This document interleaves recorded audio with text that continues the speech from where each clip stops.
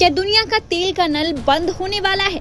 नक्शे पर दिखने वाली ये 29 किलोमीटर की पतली लकीर स्ट्रेट ऑफ हॉर्मुज इस वक्त ग्लोबल महायुद्ध का केंद्र बन चुकी है। अमेरिका ने यहाँ नाकेबंदी की है तो ईरान ने दी है समुद्री तबाही की चेतावनी। मामला गर्म है। अमेरिका ने ईरान से जुड़े तेल जहाजों को जब्त करना शुरू कर दिया है। जवाब में तेहरान ने साफ कह दिया है, अगर हमारा तेल नहीं बिका तो यहाँ से दुनिया का एक भी टैंकर गुजरने नहीं देंगे। याद रखिए, दुनिया का 20% तेल इसी रास्ते से आता है। अगर ये बंद हुआ तो पेट्रोल की कीमतें रॉकेट बन जाएंगी। और अब एंट्री हुई है चीन की। राष्ट्रपति शी जिनपिंग ने सीधे अमेरिका को ललकारा है। चीन अपनी ऊर्जा के लिए इस रास्ते पर निर्भर है, इसलिए बीजिंग अब शांति दूत बनकर अमेरिका पर दबाव बना रहा है कि रास्ता खोलो वरना अंजाम बुरा होगा। ये सब जहाजों की लड़ाई नहीं, आपकी जेब की लड़ाई है। अगर यहाँ एक भी चिंगारी भड़की तो ग्लोबल इकोनॉमी धराशाही हो जाएगी। अगली बातचीत का दौर तय है, लेकिन क्या ईरान झुकेगा या चीन बनेगा नया ग्लोबल बॉस? देखिए इस रिपोर्ट में।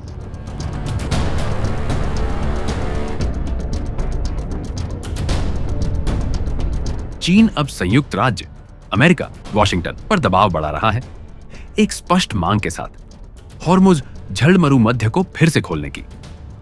शी जिनपिंग ने मोहम्मद बिन सलमान के साथ उच्च स्तरीय बातचीत में साफ कहा कि यह जलमार्ग खुला रहना चाहिए।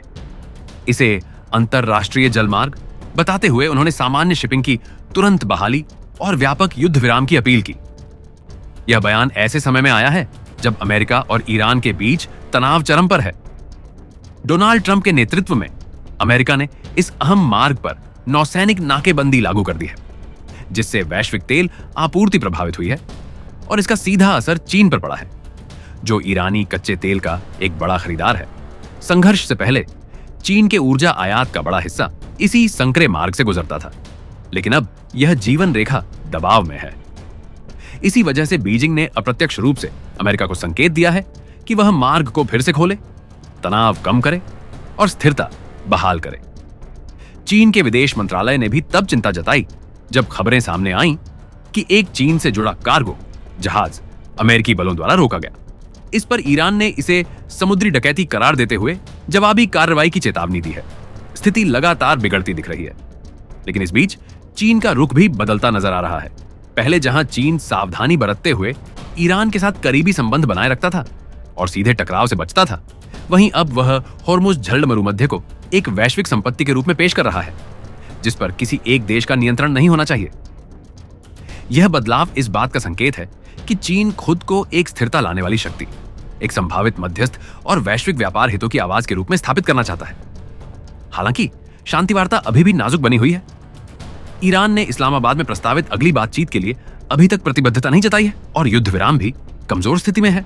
ऐसे में शी जिनपिंग का यह हस्तक्षेप और भी महत्वपूर्ण हो जाता है, क्योंकि अब यह सिर्फ एक क्षेत्रीय विवाद नहीं रहा, बल्कि एक वैश्विक मुद्दा बन चुका है, जहां ऊर्जा बाजार, शिपिंग मार्ग और भू राजनीति सब कुछ इसी जलमरू मध्य से जुड़ा हुआ है।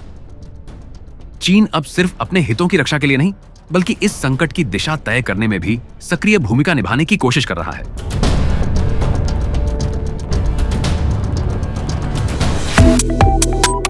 Subscribe to One India and never miss an update.